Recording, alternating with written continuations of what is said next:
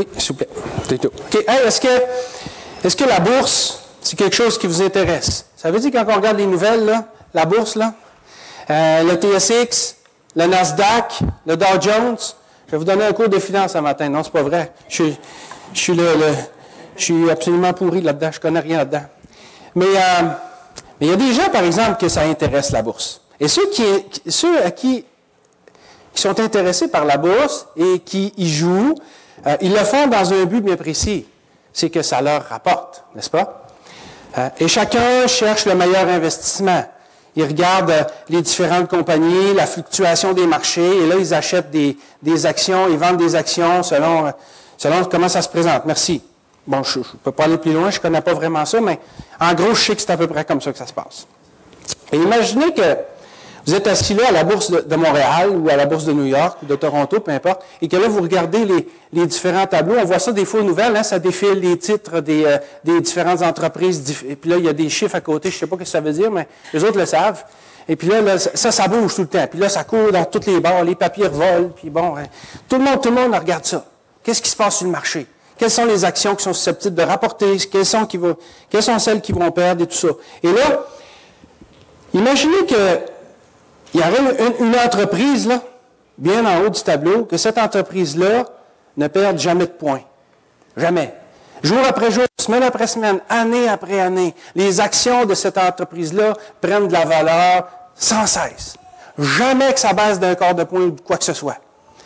Imaginez que si c'était possible, si de telles actions existaient, tous les traders, hein, c'est-à-dire ceux qui travaillent à la bourse pour acheter et vendre des actions, et ainsi que les particuliers qui le font pour eux-mêmes, tout le monde voudrait investir dans cette entreprise-là. Parce qu'en plus, ces actions-là sont très abordables.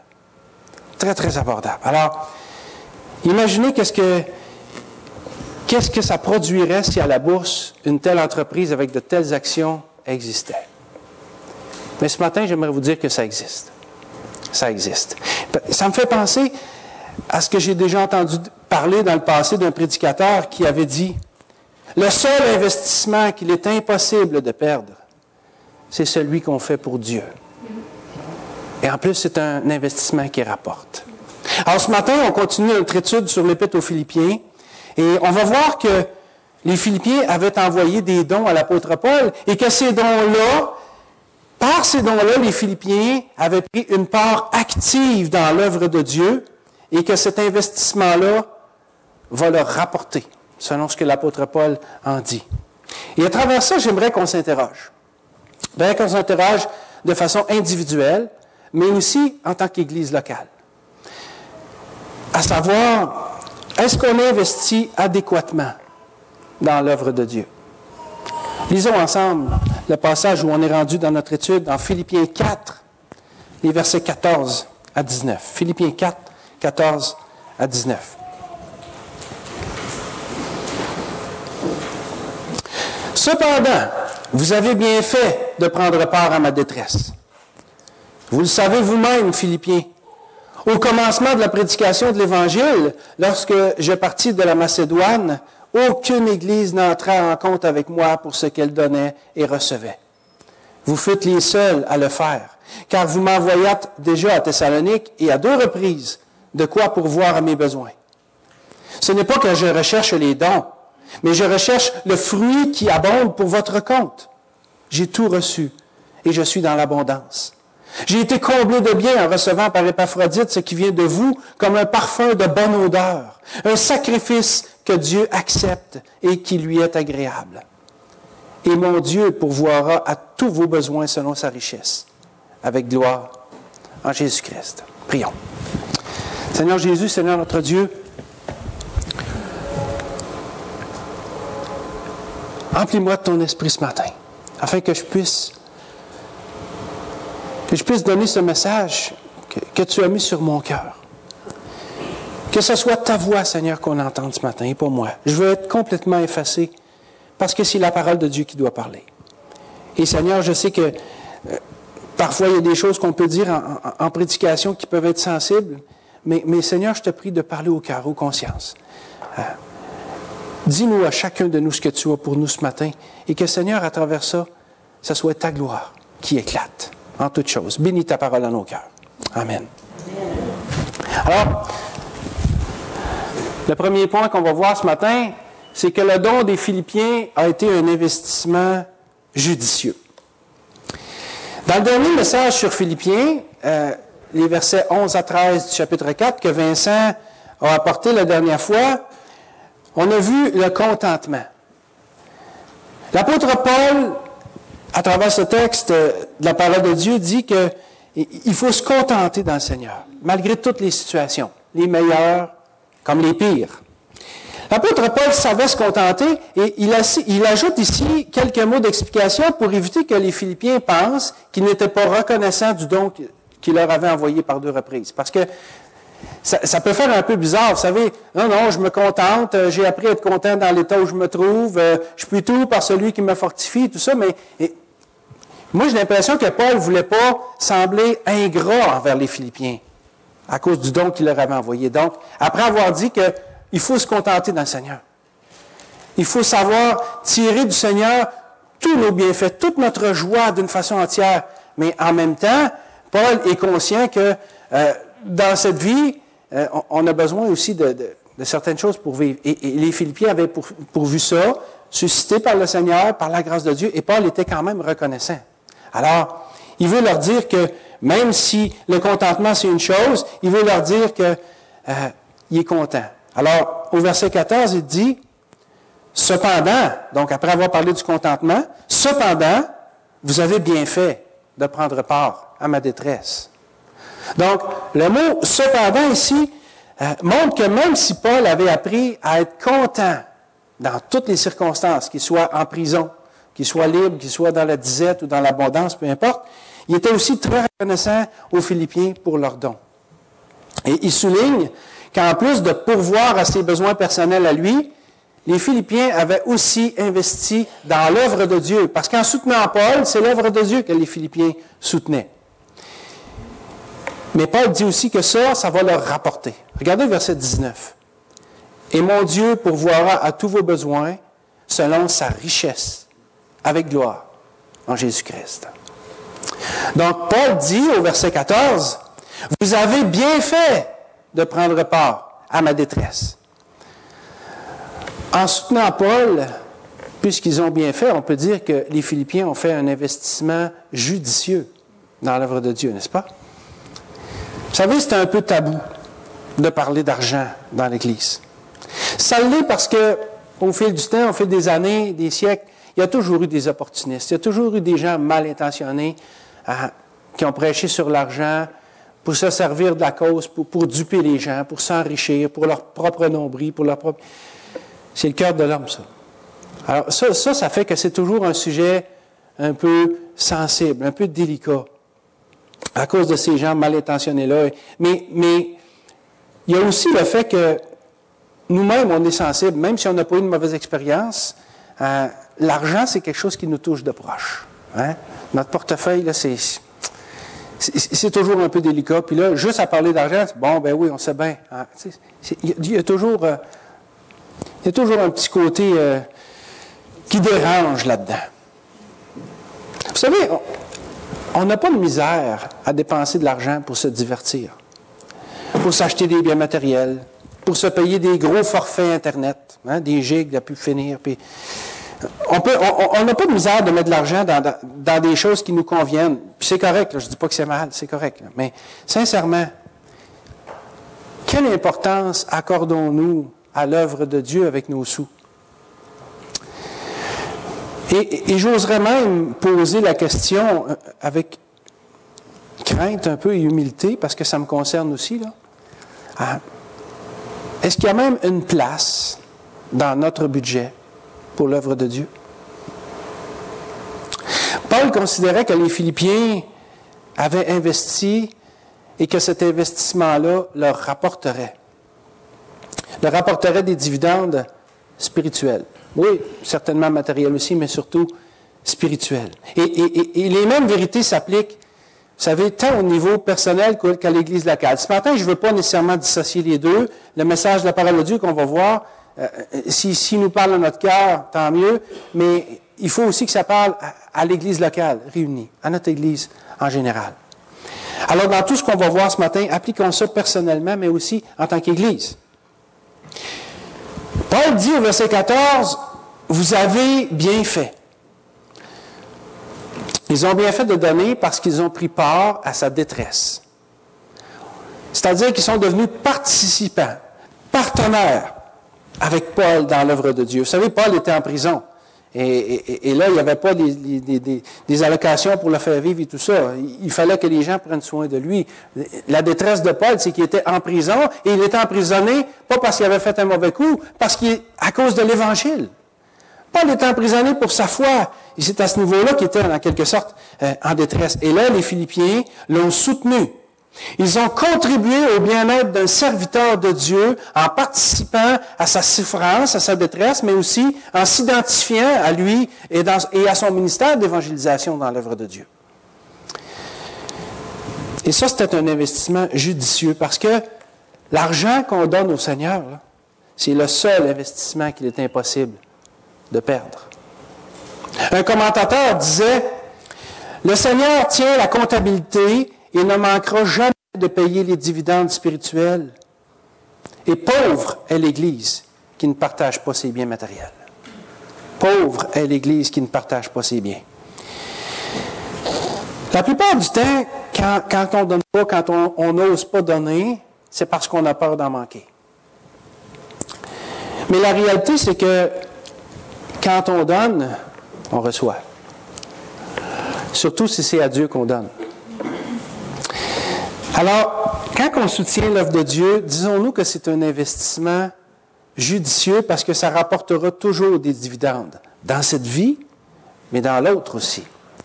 Regardez ce que le Seigneur a dit en Luc 6, 38. « Donnez et il vous sera donné. On versera dans votre sein une bonne mesure, serrée, secouée et qui déborde. Car on vous mesurera avec la mesure dont vous vous serez servi. » Alors, ce qu'on donne au Seigneur, là, ça va nous revenir, tôt ou tard. Mais comprenons bien que l'idée ici n'est pas de rechercher les bénédictions en donnant. C'est-à-dire, si je donne dans le but de recevoir, là, je passe à côté devant le Seigneur. C'est pas ça le but, là. Donc, recherchons pas les bénédictions par notre investissement, mais recherchons la gloire de Dieu par notre investissement. En étant conscient que si c'est vraiment la gloire de Dieu qu'on recherche, notre investissement va nous rapporter toutes sortes de bénédictions. Et c'est ça que le Seigneur enseignait et que Paul veut dire ici aux Philippiens aussi. Donc, ils avaient fait un investissement judicieux. Mais ils ont aussi, en soutenant l'apôtre Paul, j'ai-tu perdu ça, moi, là? Ils avaient fait aussi un investissement responsable. Lisons les versets 15 et 16. Philippiens 4, versets 15 et 16. Vous le savez vous-même, Philippiens, au commencement de la prédication de l'Évangile, lorsque je partis de la Macédoine, aucune Église n'entrait en compte avec moi pour ce qu'elle donnait et recevait. Vous fûtes les seuls à le faire, car vous m'envoyâtes déjà à Thessalonique et à 2 reprises de quoi pourvoir à mes besoins. Au verset 15, Paul parle du commencement de la prédication de l'Évangile. Paul ne parle pas du début de son ministère. Ici, il fait référence à Acte 16, où une dizaine d'années auparavant, il était allé pour la première fois prêcher l'Évangile en Macédoine, et particulièrement à Philippe. La Macédoine, c'était la province romaine dans laquelle se trouvait la ville de Philippe. Ça se trouvait en Europe du Sud. Mais en Macédoine, Paul n'a pas prêché qu'à Philippe. Il a prêché aussi au moins dans 2 autres villes, Thessalonique et Bérée. On voit ça en Acte 17. Pourtant, il nous dit ici au verset 15, « Lorsque je partis de la Macédoine, aucune Église n'entra en compte avec moi pour ce qu'elle donnait et recevait. Vous fûtes les seuls à le faire. » Donc, de ces 3 églises-là qui sont mentionnées où Paul a prêché en Macédoine, il y a seulement l'église de Philippe qui a pris sa responsabilité envers Paul de le soutenir. Et je parle de responsabilité parce qu'ils avaient la responsabilité de soutenir, on va le voir un petit peu plus loin, celui qui leur avait apporté l'Évangile au péril de sa vie. Et même lorsqu'il était à Thessalonique, C'est-à-dire, Paul est parti de Philippe, et puis là, il a descendu un petit peu, il a pris la route romaine commerciale, et il est monté à Thessalonique. Et même quand il était là, c'est les Philippiens qui l'ont soutenu. Regardez le verset 16. « Car vous m'envoyez déjà à Thessalonique, ça c'est après avoir quitté Philippe, et à 2 reprises, de quoi pourvoir à mes besoins. » Alors, même si l'Évangile avait été apporté par Paul dans ces 3 villes, seuls les Philippiens avaient pris leur responsabilité envers lui. Écoutez, c'est sûr que Paul aurait pu travailler de ses mains pour pourvoir à ses besoins, comme il l'a fait en Corinthe. À Corinthe, en acte 18. Après être parti de Philippe, il est allé à Thessalonique, à Bérée, et là, il est descendu, et puis il a continué son chemin, puis à un moment donné, il est arrivé à Corinthe, on voit ça en acte 18, et là, Paul a travaillé de ses mains. Il a fabriqué des tentes avec un dénommé Aquilas, qui était lui aussi un fabricant de tentes. Mais, donc, Paul a travaillé de ses mains, il aurait pu continuer à le faire, c'est correct, mais l'idée ici, c'est qu'en le soutenant financièrement, les Philippiens avaient assumé leur responsabilité devant le Seigneur parce que c'est la volonté de Dieu que les croyants prennent soin des serviteurs de Dieu. Regardez ce que 1 Corinthiens 9, 13, 14 nous dit. « Ne savez-vous pas que ceux qui remplissent les fonctions sacrées sont nourris par le temple? Que ceux qui servent à l'autel ont part à l'autel? De même aussi, le Seigneur a ordonné à ceux qui annoncent l'Évangile de vivre de l'Évangile. » C'est un texte qui peut être très mal exploité, là. Et croyez-moi, ce n'est pas mon intention ce matin. Mais en regard de Paul et des Philippiens, les Philippiens avaient une responsabilité de soutenir Paul. Et ils l'ont fait. Ils l'ont fait. Dans mes premières années de vie chrétienne, j'ai souvent entendu quelque chose qui m'agaçait et que j'ai compris à la longue. C'est que, il y a des gens qui venaient, qui enseignaient dans les églises où on était, et qui disaient, écoutez, là, l'apôtre Paul faisait des tentes. L'apôtre Paul travaillait de ses mains. Alors, ce n'est pas biblique à cause de ça qu'un homme ou une femme ouvrier dans le Seigneur vive de l'Évangile. Ce n'est pas biblique. L'exemple que Paul nous donne, c'est que quelqu'un doit travailler, même s'il est à l'œuvre de Dieu. Bon, je ne dis pas que quelqu'un ne peut pas travailler, mais je regarde le principe absolu qu'eux amenaient à dire, parce que l'apôtre Paul faisait des tentes, les ouvriers dans l'œuvre de Dieu, les ouvrières dans l'œuvre de Dieu ne doivent pas être rémunérés. Il me semble que ce n'est pas ce que la parole de Dieu enseigne. Les gens qui enseignaient ça citaient pour justifier ça le verset suivant. Je ne peux pas vous donner de référence, mais je vais vous le citer. Il citait « L'ouvrier vivra par la foi. » L'ouvrier vivra par la foi. Alors, si l'ouvrier doit vivre par la foi, il n'y a pas à être rémunéré. L'affaire qu'il y a, c'est que c'est totalement faux. Premièrement, parce que autant l'Ancien Testament que le Nouveau Testament enseignent le principe inverse, mais aussi parce que le fameux verset, là, l'ouvrier par la foi, là, je ne peux pas vous donner de référence pour la simple raison que c'est un verset qui n'existe pas. L'ouvrier vivra par la foi, ça n'existe pas dans la parole de Dieu. Ce que la Bible dit exactement, c'est que le juste vivra par la foi. Et ça n'a aucun rapport avec les finances.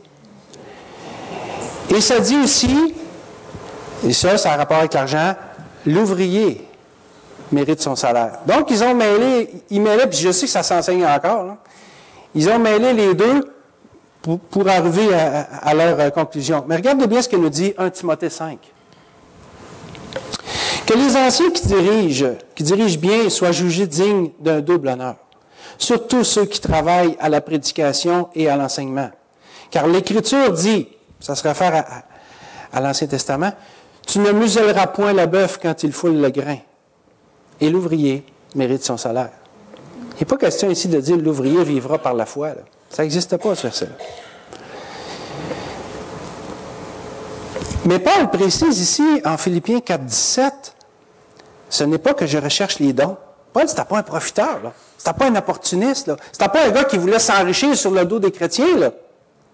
D'ailleurs, on le voit dans toutes les autres épîtres et dans les actes. Alors, il dit, ce n'est pas que je recherche les dons, mais je recherche le fruit qui abonde pour votre compte. Paul ne cherchait pas à s'enrichir sur le dos des chrétiens. Comme on a vu, d'ailleurs, comme on a vu au verset 11, il avait dit, « J'ai appris à être content dans l'état où je me trouve. » Ce n'était pas un profiteur. Mais il cherchait le fruit spirituel qui doit être produit par le croyant face à l'œuvre de Dieu. Si je n'ai pas d'intérêt pour l'œuvre de Dieu, il y a quelque chose qui ne marche pas. Là. Et grâce au don des Philippiens, Paul pouvait se consacrer maintenant à temps plein à l'Évangile. Oui, il avait travaillé pour un temps, puis je crois qu'il y a un temps pour chaque chose, puis le Seigneur avait permis ça. On voit ça en Acte 18, où il fabriquait des tentes avec Aquilas. Mais suite au don des Philippiens, Paul a pu se consacrer entièrement à l'Évangile. Regardez Acte 18, 5. Mais quand Silas et Timothée sont arrivés de la Macédoine, d'où était Philippe, il se donna tout entier à la parole, attestant aux Juifs que Jésus était le Christ. Vous savez, le fruit que Paul cherchait chez les Philippiens, c'était pas un signe de pièce, mais celui de l'intérêt véritable pour l'œuvre de Dieu. Et si on n'était pas appelé à proclamer l'Évangile partout, hein, c'est pas tout le monde qui est appelé à tout laisser puis à parcourir le monde pour annoncer l'Évangile. Mais Paul, lui, il était appelé à ça. Et si les Philippiens n'avaient pas cet appel-là, les Philippiens ont choisi de soutenir l'apôtre Paul dans ce ministère-là. Ils ont pris part, ils sont devenus partenaires avec lui dans l'évangélisation. Et ils savaient que Paul en ferait bon usage. Ils connaissaient l'apôtre Paul. Ils savaient bien que Paul n'était pas un profiteur. Alors, ils ont décidé de le soutenir. Et leur participation financière avait permis à Paul de se donner, comme le dit le verset, tout entier à la parole et d'attester aux Juifs que Jésus était le Christ. N'est-ce pas le message que l'évangéliste devait apporter à travers le monde? Les Philippiens ont pris part à ça, à leur manière. Et c'est comme ça qu'ils ont été participants avec l'apôtre dans l'œuvre de Dieu. Et là, si je veux regarder à moi, si on veut regarder à nous, je dois poser la question, est-ce que ce fruit-là abonde aussi en nous, spirituellement? Au niveau personnel, est-ce que je mets un montant de côté chaque semaine pour mon église locale? Je suis content de participer à l'église, je suis content d'avoir une église, de venir à l'église, qu'il y ait du chauffage, qu'il y ait de la lumière, qu'on ait notre bâtiment, qu'on soit capable de fonctionner à l'interne, mais est-ce que j'y prends part? Encore là, il ne s'agit pas de donner ce qu'on n'a pas, puis je ne veux pas faire aucune pression, c'est pas ça le but. J'amène juste un questionnement à dire, est-ce que je fais ma part pour les finances de mon Église? Ou est-ce que c'est juste l'affaire des autres? Vous savez, des fois, on peut regarder le camp Jolivet ou regarder n'importe quelle mission, comme Jeff Laurent était venu il y a quelques mois, puis il nous parlait de sa mission en Haïti, où ils ont établi quelque chose là-bas pour évangéliser, prendre soin des gens. Ah oui, c'est une bonne, yes, j'espère que l'Église va donner. Oui, mais moi, est-ce que j'y participe? Parce que l'Église, c'est moi aussi. J'en fais partie. Encore là, ayons du discernement, comprenez bien mon intention. Là. Je ne veux pas mettre de pression sur personne. Mais le questionnement s'adresse à nous. Est-ce que je prends une part? Le principe est biblique de donner une part de ce que j'ai. Je ne suis pas de ceux qui croient qu'on doit donner 10% de la dîme comme dans l'Ancien Testament. Le Nouveau Testament n'enseigne plus ça.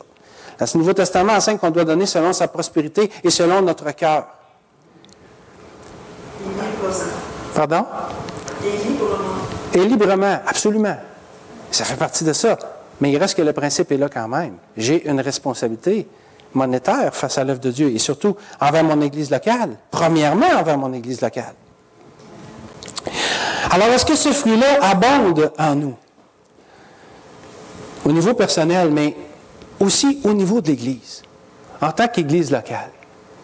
Qu'est-ce qu'on fait avec nos finances? Oui, on a des frais fixes à payer, puis tout ça, et c'est ça. Mais quelle est notre participation financière en dehors de l'œuvre, en dehors des murs ici, là, pour l'œuvre de Dieu? Je veux dire, on a le camp Jolivet qu'on soutient. C'est correct. Est-ce qu'on pourrait faire plus? Il y a des missions qu'on connaît. Il y a des ouvriers aussi ailleurs qui ont des besoins. Qu'est-ce qu'on fait avec nos finances? Est-ce qu'en tant qu'Église locale, on vise à avoir un compte en banque bien garni, de voir s'accumuler les chiffres là-dedans, puis de voir se péter les bretelles? Hey, on a de l'argent, nous autres. Parce que si c'est ça notre but, on passe à côté. Je suis désolé, là, mais on passe à côté. On fait fausse route. Parce que c'est bien d'avoir un coussin. C'est même très responsable. Il faut être de bons dispensateurs des biens que Dieu nous donne. Mais je crois qu'on doit chercher à donner davantage pour l'œuvre de Dieu. Et là, je ne dis pas que notre Église ne le fait pas. Au contraire. Je pense que notre Église se responsabilise là-dessus parce qu'à chaque fois qu'on a apporté un projet, dans ce sens-là, l'Assemblée a toujours été favorable à ça. Et les gens aussi qui s'occupent des finances ici, que ce soit au niveau de la comptabilité ou du conseil d'administration, le font très bien, et ils le font avec intégrité, et ce sont tous des gens qui ont l'œuvre de Dieu particulièrement à cœur. Alors, on n'est pas dans le trouble à ce niveau-là. Je n'ai aucun reproche à faire à l'Église ici. Mais ce que je veux dire, c'est que, est-ce que tous ensemble, on est capable de faire mieux? On est capable de faire plus pour soutenir l'œuvre de Dieu? Il y en a des besoins. Quand je pense à tous ces enfants qui ne viennent pas au camp l'été parce qu'ils n'ont pas d'argent, ils sont privés d'entendre l'Évangile de Jésus-Christ, la vérité qui sauve, parce qu'ils n'ont pas les moyens. Ou quand je pense que des fois, il y a des gens qui voudraient venir à l'église le dimanche, mais qu'ils n'ont pas d'automobile, ils n'ont pas le moyen de se payer un taxi. Est-ce qu'on peut faire de quoi? Quand je pense à ces ouvriers qui sont envoyés un peu partout dans le monde et au Québec, le Québec est un champ missionnaire quand même important, beaucoup plus que bien des pays d'Afrique et tout ça. Est-ce qu'il y a des ouvriers qui sont dans le besoin? Est-ce qu'on considère même ces choses-là?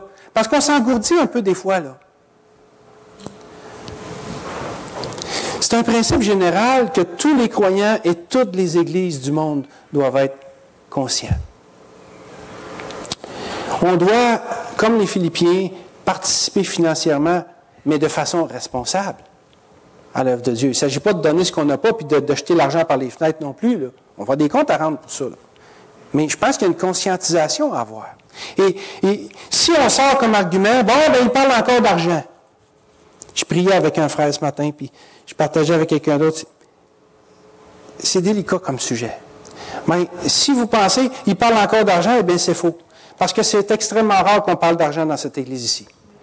On en parle une fois par année lors de la réunion d'affaires où on discute du budget.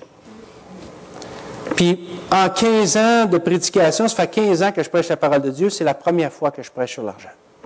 Alors, j'ai pas de mauvaise intention, je ne suis pas mal intentionné, puis je dis ça parce qu'on a beaucoup de visiteurs ce matin, on n'est pas une église qui parle d'argent ici. Mais là, dans notre étude du Philippiens, j'arrive dans un texte qui parle de ça, alors je ne peux pas lui faire dire autre chose. Non, mais comprenez que je ne peux pas lui faire dire autre chose, c'est de ça que ça parle. Puis en même temps, si la parole de Dieu parle de ça, bien, je pense qu'on doit savoir s'interroger et dire, bon, mais y a-t-il quelque chose pour moi là-dedans, au-delà de mes préjugés, de mes paradigmes, peut-être de mes blessures aussi, là. Hein? On est conscient qu'il y a des gens qui se sont fait avoir dans le passé et qui peuvent être chatouillés là-dessus. C'est tout à fait normal, là. Mais considérons ça. Vous savez, si on ne veut pas donner par cupidité, c'est-à-dire parce que non, c'est mon argent, puis c'est à moi, vous avez le droit. Vous avez parfaitement le droit. Mais considérons cette parole du Seigneur en Matthieu 6. Ne vous amassez pas des trésors sur la terre, où la teigne et la rouille détruisent, et où les voleurs percent et dérobent. Mais amassez-vous des trésors dans le ciel, où la teigne et la rouille ne détruisent point, et où les voleurs ne percent ni ne dérobent, car, ça s'affaisse, car là où est ton trésor, là aussi sera ton cœur. Et si, vous savez, on ne veut pas donner parce qu'on a peur d'en manquer, regardez ce que nous dit l'Éternel par la plume plutôt du prophète Malachie. Apportez à la maison du trésor toutes les dîmes, afin qu'il y ait de la nourriture dans ma maison. Mettez-moi de la sorte à l'épreuve, dit l'Éternel des armées, et vous verrez si je n'ouvre pas pour vous les écluses des cieux, si je ne répands pas sur vous la bénédiction en abondance. Et on trouve le même principe dans le Nouveau Testament, en Matthieu 6, les versets 31 à 34. On n'ira pas les lire par manque de temps, mais si vous voulez y aller, c'est Matthieu 6, 31 à 34. Donc, il y a un principe qui est réellement là dans la parole de Dieu, puis la parole dit qu'on doit enseigner tout le conseil de Dieu, et même des fois les affaires qui ne font pas notre affaire. Et je suis le premier interpellé par ça, là, parce que moi aussi, je me dis, là, bon, ben, des fois, là, je me paye un bon souper au restaurant ou je vais me payer une gâterie. Puis, écoutez, c'est correct, c'est pas mal, il n'y a rien de mal là-dedans. Mais je me dis, des fois, je fais ça, mais est-ce qu'une fois de temps en temps, je pourrais sauter mon tour puis mettre le même montant de côté, mettre ça devant le Seigneur, prier le Seigneur, dire, Seigneur, j'ai peut-être un petit 30, 40 $ ici, là, que je pourrais prendre pour du luxe, puis je le fais souvent d'ailleurs, puis c'est correct, mais est-ce que cette fois-ci, tu pourrais me montrer un réel besoin? Est-ce qu'il y a un frère? Est-ce qu'il y a une sœur? Ou est-ce qu'il y a quelqu'un, peut-être qui n'est même pas chrétien, mais dans mon entourage, à qui cet argent-là pourrait profiter? Et qui pourrait rendre gloire au nom de Jésus-Christ, d'une manière ou d'une autre. Est-ce que... Je me souviens, j'avais déjà entendu un prédicateur à l'époque à Shawinigan, et il avait dit, vous savez, il dit, des fois on est conscient du besoin. Il dit, il y a une famille à côté de chez nous, là, ils ont besoin d'un divan. Ils ont des enfants, puis ils sont pauvres, puis ils n'ont pas de divan. Puis il dit, moi, il dit, ouais, je vais être correct avec eux autres. Je vais aller m'acheter un divan neuf, puis je vais lui donner mon vieux divan. Mais il dit, pourquoi je ne lui donnerai pas le nœud, puis que je ne continuerai pas à me contenter de mon vieux divan?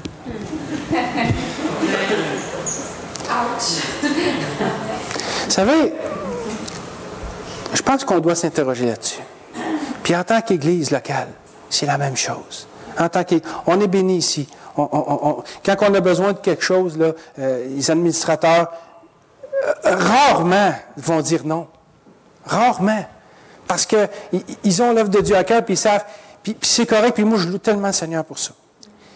Mais ici, mettons, en Assemblée générale, on discute de ça, puis est-ce qu'on peut se dire à un moment donné, bon, ben, est-ce qu'on peut faire plus? Puis là, on s'assoit et on discute ensemble de la façon de faire. Est-ce qu'on est conscient des besoins? Est-ce qu'on est conscient que quand on donne à Dieu, c'est à nous qu'on donne? Puis encore une fois, il ne faut pas le faire dans ce but-là, parce que ce que notre main fait, ce que notre main droite fait, il ne faut pas que la gauche le sache, ou qu'on ait le principe. Et c'est très, très vrai, là. Et c'est pas question de donner dans le but de recevoir, parce qu'on passe à côté. Mais donnons librement. Puis si le Seigneur veut nous bénir en retour, bien, gloire à Dieu, n'est-ce pas? Alors, les églises de Macédoine, c'était des églises pauvres. Mais ça ne les a pas empêchés de donner. Puis tout comme la pauvre veuve dans le temple, en Marc 12, versets 41 à 44, tout comme elle, les chrétiens de Philippe ont donné de l'or nécessaire. Regardez ce que nous dit 2 Corinthiens 8, 1 à 3. Nous vous faisons connaître, frères, la grâce de Dieu qui s'est manifestée. La grâce de Dieu qui s'est manifestée dans les églises de la Macédoine. À travers la grande épreuve de leur affliction, leur joie débordante et leur pauvreté profonde, ont produit avec abondance de riches libéralités de leur part. Ils ont, je l'atteste, donné volontairement selon leurs moyens et même au-delà de leurs moyens. Et là, l'idée ici, la parole de Dieu n'est pas en train de dire qu'on doit donner au-dessus de nos moyens. Ce n'est pas du tout ça. Elle relève un fait que les Philippiens ont donné, comme cette pauvre veuve en Marc 12, ont donné de l'or nécessaire. Et ça ne veut pas dire qu'il faut toujours faire ça, puis c'est pas ça, là. C'est pas ça le but. Mais vous savez, quand le Seigneur nous met quelque chose à cœur, est-ce qu'on n'obéit pas parce qu'on a peur d'en manquer? Est-ce qu'on n'obéit pas parce qu'on a peur de souffrir? Est-ce qu'on obéit... Écoutez, la première chose qu'on doit donner au Seigneur, c'est nous-mêmes. C'est notre propre vie. Mais ensuite, si le Seigneur nous met à cœur, est-ce que notre portefeuille est pogné avec un gros ruban de velcro dans le fond de notre poche? Non, mais c'est souvent ça qui arrive. N'oublions pas que le Seigneur s'est donné pour nous. Le Seigneur a donné sa propre vie pour nous. Il s'est dépourvu, on l'a vu dans Philippiens 2, les versets 5 et suivants, comment est-ce que le Seigneur s'est dépouillé de la gloire qu'il avait auprès du Père pour venir sur nous, sur la terre, pour nous racheter.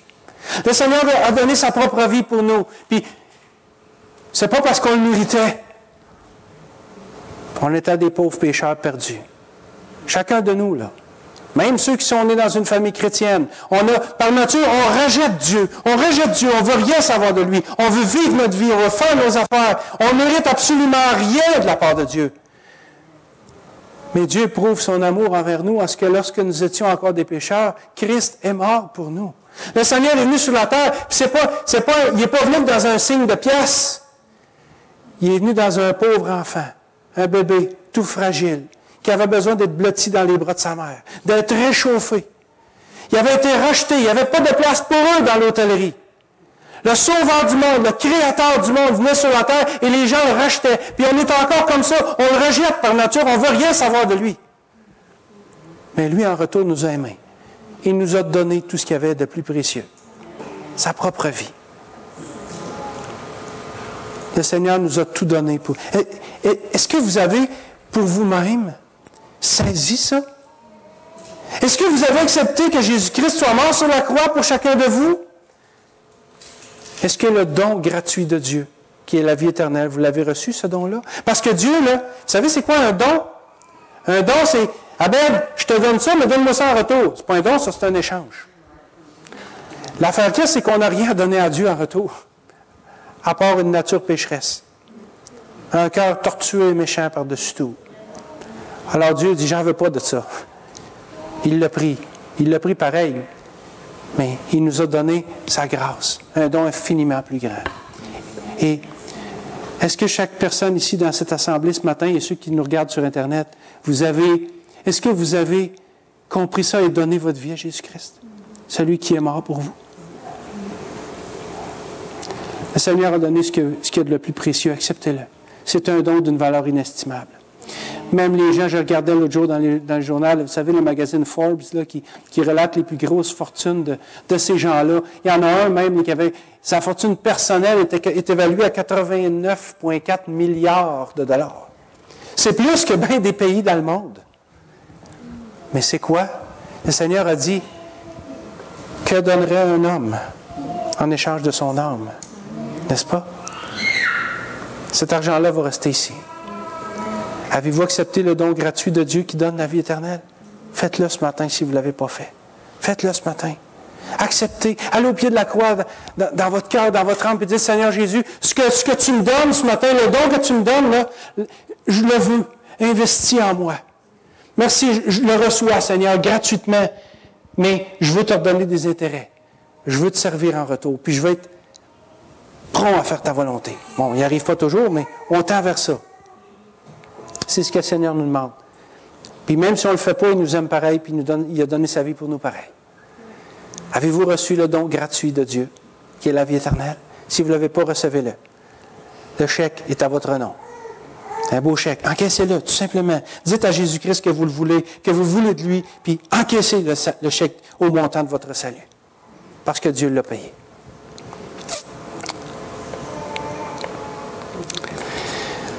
Donc, les croyants de Philippe ils aimaient tellement l'apôtre Paul et l'œuvre de Dieu qu'ils ont donné avec joie, même si leurs moyens étaient limités. Et au verset 17, Paul dit, « Je recherche le fruit qui abonde pour votre compte. » Paul ici passe maintenant du terme des finances à celui d'un investissement placé sur leur compte, qui leur apportera la bénédiction. Il parle encore de finances, mais il le fait d'une façon différente. Il parle de recevoir maintenant. Tantôt, de notre donner, là, il parle de recevoir. Et il a dit que ce qu'ils ont fait va leur apporter des intérêts. En Matthieu 6, 20, Jésus a dit, « Amassez-vous des trésors dans le ciel, là où la rouille,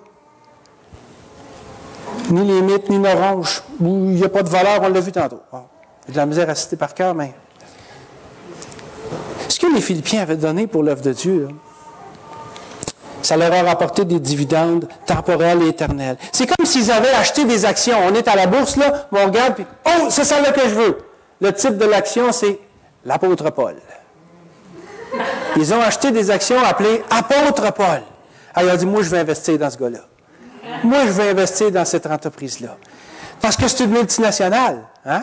L'apôtre Paul, c'est une multinationale. Là. Il a parcouru le monde connu, tout le monde autour de la Méditerranée pour annoncer. Et là, on a vu les fruits que ça leur a apporté pour Dieu, pour le royaume de Dieu, les âmes qui ont été sauvées, tout ça. C'est un investissement qui rapporte. Et Dieu, qui a vu ça, va redonner aux Philippiens.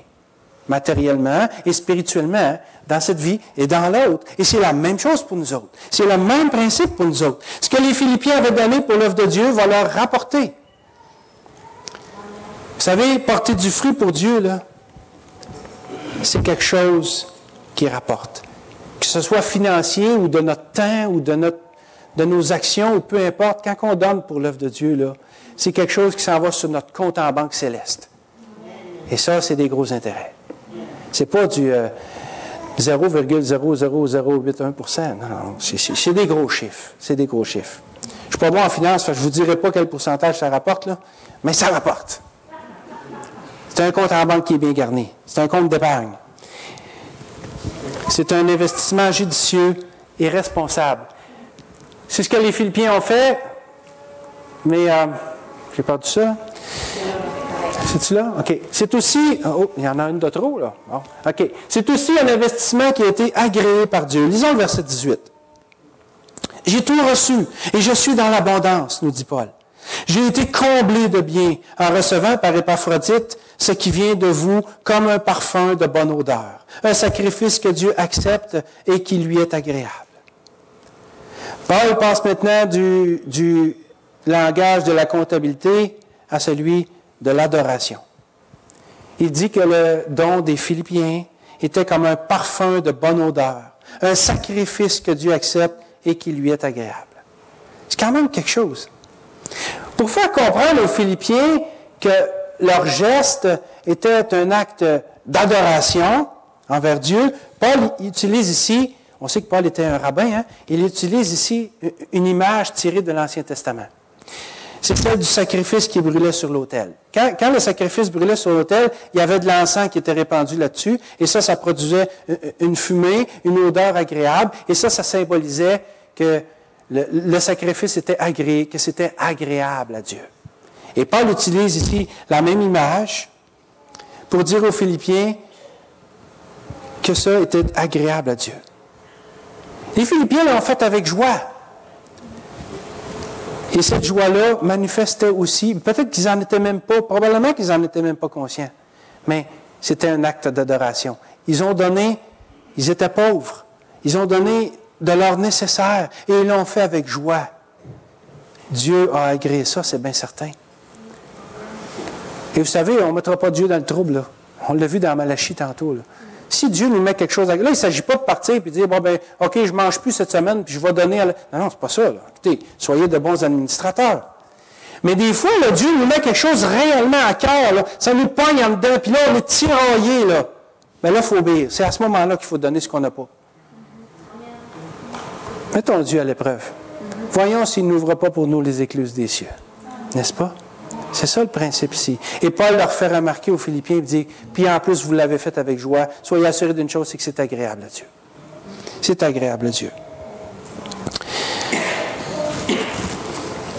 Vous savez, Dieu est capable de pourvoir lui-même. Les mines d'or lui appartiennent. Les mines de diamants appartiennent à Dieu. Toutes les richesses de la terre, même ces gens qui ont des 90 milliards de dollars dans leur banque, en un instant, ils peuvent tout perdre si Dieu le décide, là. Tout ça appartient à Dieu, là. Tout ça appartient à Dieu. Les richesses du monde lui appartiennent. C'est lui qui les a créées. Ça fait penser à cet homme qui est allé au ciel. Il meurt, puis il part au ciel, puis c'est un homme riche, puis il a réussi, je ne m'en demande pas comment, mais il a réussi à amener un lingot d'or avec lui, de l'autre côté. Puis quand il est arrivé là, les gens lui ont dit, « Qu'est-ce que tu fais avec un morceau de pavé? » Parce que au ciel, ça dit que les rues vont être faites en or. Attachons-nous pas aux choses de la terre. Vous savez, Dieu regarde nos cœurs avant même de regarder nos portefeuilles. Et c'est ce qu'il aime, c'est de voir le montant qu'on... Oui, de voir le montant qu'on donne, mais surtout l'attitude avec laquelle on donne. Quel est notre motif de donner? C'est ça que Dieu regarde. C'est d'ailleurs ce que Jésus a dit de la veuve qui avait donné ses 2 pièces d'or en Marc 12, hein? Ben oui, moi, j'ai dormi de la misère avec ça. Pas ça, pas ça, pas ça. Ah, OK, je ne l'ai pas. Des fois, ça arrive. Mais il dit, je vous le dis en vérité, cette pauvre veuve a donné plus qu'aucun de ceux qui ont mis dans le tronc. Parce qu'elle avait donné de son nécessaire. Et Dieu qui voit dans les cœurs a vu ça. Donc, quand on donne à l'œuvre de Dieu, faisons-le avec joie et avec action de grâce. Et c'est ça qui lui plaît. C'est de l'adoration. Ainsi, il vaut mieux donner 2 sous avec joie que 20 $ à reculons.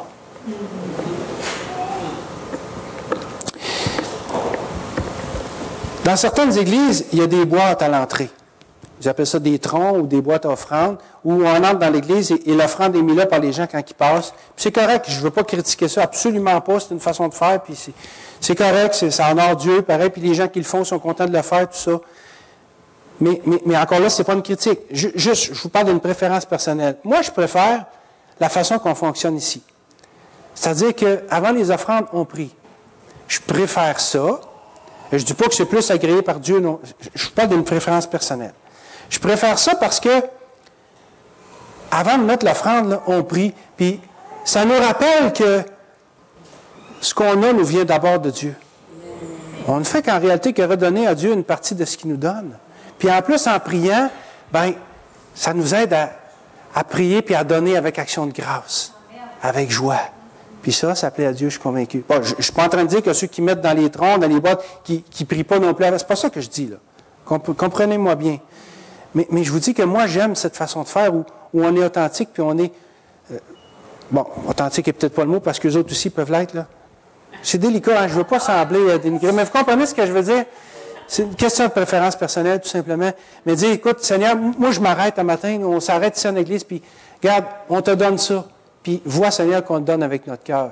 Puis moi, j'aime ça parce que ça me rappelle que ce que je fais, c'est pour Dieu, que c'est important pour Dieu. Ça me rappelle que ce que j'ai vient de Dieu et que ce que je donne est pour lui. Puis ça me permet aussi de sonder mon propre cœur. Puis, en quelque part, des fois, ben, il y a un petit peu de louange et d'adoration qui monte là-dedans. Puis, je pense que c'est important. Parce que si on ne donne pas avec joie, avec louange, avec adoration, aussi bien de ne pas donner. Inquiétez-vous pas, vous ne mettrez pas dans le trouble, le Seigneur, si vous ne donnez pas votre... Non, mais faites-le avec joie. Puis Dieu va multiplier au centuple ce qu'on va donner pour son œuvre. Pas pour notre bénéfice personnel, pour son œuvre. Et si son œuvre avance, quand on œuvre l'œuvre de Dieu, ça devient automatiquement notre propre bénéfice personnel. Alors tout le monde est gagnant là-dedans.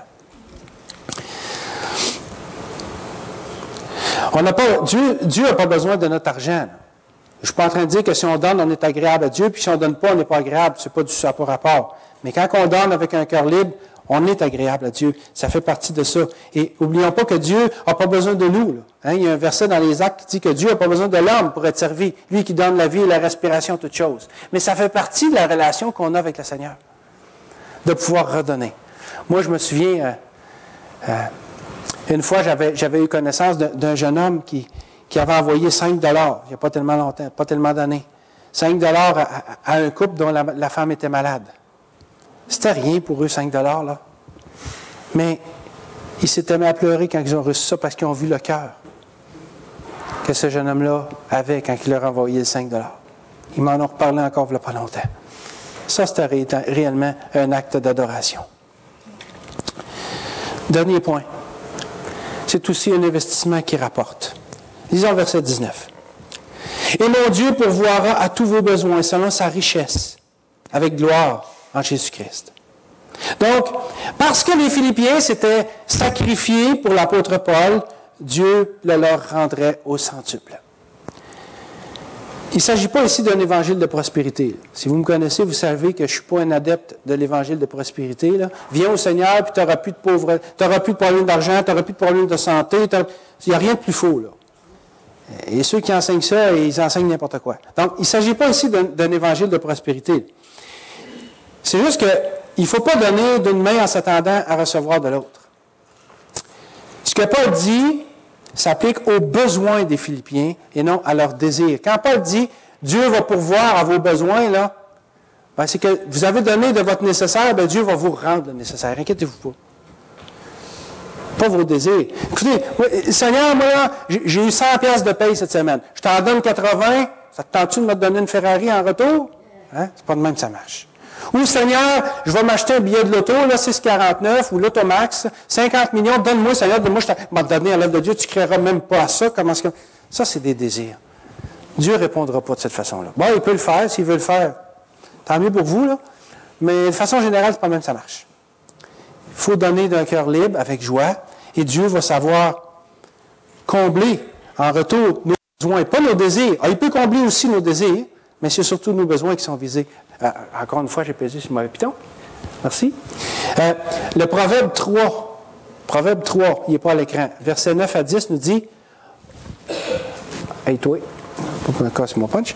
Le Proverbe 3, verset 9 à 10 nous dit, honore l'Éternel en lui donnant une part de tes biens et en lui offrant les prémices de tous tes revenus. Alors, tes greniers regorgeront de nourriture et tes cuves déborderont de vin. Ça rejoint Malachie 3.10 qu'on a vu tantôt. Dieu peut nous combler nos désirs, mais il ne faut pas donner dans le but qui comble nos désirs. Donc, ce que Paul dit, on pourrait paraphraser par « Vous avez pourvu pour moi, Philippiens, Dieu va pourvoir pour vous. Vous avez donné de votre pauvreté, Dieu va répondre à vos besoins selon sa richesse et avec gloire. » Donc, ce qui va l'honorer. Dieu n'a jamais promis de répondre à nos cupidités. Il peut le faire, mais ce n'est pas ce qu'il promet. Puis, quand on est dans la volonté de Dieu, au service de la gloire de Dieu, il pourvoit à tous nos besoins. Un missionnaire qui est allé en Chine à la fin du 19e siècle, qui s'appelle Hudson Taylor, a dit ceci. « Quand l'œuvre de Dieu est accomplie selon Dieu et pour sa gloire, le soutien de Dieu ne fera pas de défaut. » Je répète ça. Quand l'œuvre de Dieu est accomplie selon Dieu et pour sa gloire, le soutien de Dieu ne nous fera pas de défaut. C'est vrai pour l'œuvre, les œuvres missionnaires, mais c'est vrai aussi dans nos propres vies. Si j'agis pour la gloire de Dieu, je ne manquerai de rien. Parlez donc qu'ils avaient fait à Paul. Pour l'œuvre de Dieu, les Philippiens vont recevoir en abondance toutes sortes de bénédictions, spirituelles et matérielles. Et encore une fois, ce n'est pas un évangile de prospérité, parce que les Philippiens ont donné sans rien attendre en retour. Ils ont donné, et Dieu va pourvoir, comme le dit le verset, selon sa richesse et avec gloire. Et regardons maintenant le verset 19. C'est comme si, en faisant ça, ils avaient reçu, c'est bon pour nous, un chèque provenant de la banque de la foi. Voyez-vous? Et mon Dieu, c'est le nom du banquier, pourvoira, c'est la promesse de paiement, à tous vos besoins, c'est la valeur du chèque, selon sa richesse, c'est le capital de la banque, avec gloire, c'est le siège social de la banque. En Jésus-Christ, c'est la signature au bas du chèque, sans laquelle le chèque n'aura aucune valeur. Alors, à l'exemple des Philippiens, demandons à Dieu qui nous amène à prendre conscience de l'importance d'investir dans l'œuvre de Dieu. Levons-nous et bâtissons, frères et sœurs. Investissons dans l'œuvre de Dieu, avec sagesse. Encore une fois, c'est important. Mais faisons-le d'une façon, comme les Philippiens l'ont fait, d'une façon judicieuse, responsable, agréable à Dieu, puis laissons le Seigneur nous bénir en retour. Prions. Seigneur grand Dieu, merci pour ta parole. Il y a parfois des sujets qui sont délicats à apporter, Seigneur, mais j'espère vraiment que un message a bien passé, que j'ai été bien compris, que personne ne se méprend là-dessus. Mais Seigneur, on a besoin d'entendre parler d'argent. Parce que Seigneur, tout ça t'appartient. Et tu nous donnes, puis tu nous mets souvent à l'épreuve avec ça. Quoi qu'il en soit, Seigneur, bien humblement, au niveau personnel qu'en tant qu'Église locale, nous tous ensemble ici, on veut, Seigneur, que tu nous apprennes à donner selon ta gloire, pour ton œuvre, et d'une façon qui te sera agréable. Bénis ta parole à nos cœurs. Amen.